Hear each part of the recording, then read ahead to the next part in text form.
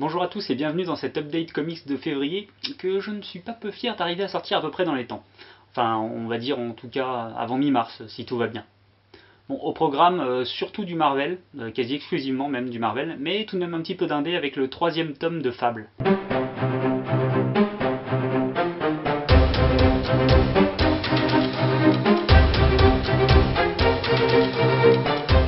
Et on commence avec Extraordinary X-Men numéro 7.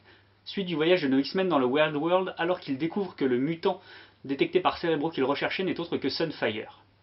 Dans le même temps, Tornade et Jean Grey vont explorer la psyché très endommagée de Diablo et vont découvrir des trucs pas franchement jolis. Un épisode assez sympathique qui semble mettre en place pas mal de choses et surtout préparer des rebondissements pour les numéros futurs. Très plaisant et j'ai hâte de voir le prochain numéro qui semble annoncer l'Apocalypse War. Holman Logan numéro 2. Déterminé à empêcher son futur apocalyptique d'arriver, Logan s'attaque cette fois-ci à un gros morceau, à savoir Hulk. Sauf que ce qu'il ne sait pas, c'est que ce n'est plus Banner sous les traits du géant de Jade, mais Amadeus Cho. Et c'est pas du tout le même genre, du coup l'affrontement est plutôt sympa à voir. Dans le même temps, on a toujours droit à de nombreux flashbacks sur la vie passée-future de Logan, et ça respire franchement pas la joie de vivre. Le tout est toujours évidemment superbement illustré par Sorrentino, bref, ça continue vraiment fort. Spider-Woman numéro 4. J'ai commencé cette série sans trop d'attente, juste pour voir ce que ça donnait, et c'est franchement une bonne surprise. J'assiste ici au dénouement du premier arc, alors que Jessica Drew, à deux doigts d'accoucher, est au cœur d'une prise d'otage par des Skrulls dans un hôpital intergalactique situé au cœur d'un trou noir. Ouais, rien que ça. C'est super drôle, c'est fun, c'est bourré d'action, et on a droit à une Spider-Woman super badass. Bref, à continuer. Spider-Man numéro 1. Je l'attendais comme le Messie ou presque, le retour de Miles Morales post-Secret Wars. Il faut avouer que c'est une semi-déception avec ce qui s'avère être surtout un gros épisode d'introduction. On fait le tour de l'univers de notre Ultimate Spidey alors que celui-ci se retrouve face à un espèce de démon du nom de Blackheart. C'est quand même plaisant à lire parce que Bendis maîtrise le personnage à la perfection, mais je pense qu'il va falloir attendre un petit peu avant de voir la série vraiment avancer et décoller. D'un point de vue graphique, par contre, c'est juste somptueux avec une Sarah Pichelli qui fait vraiment des merveilles. Donc bon, à voir pour la suite. Doctor Strange numéro 5, probablement l'une de mes séries Marvel préférées du moment.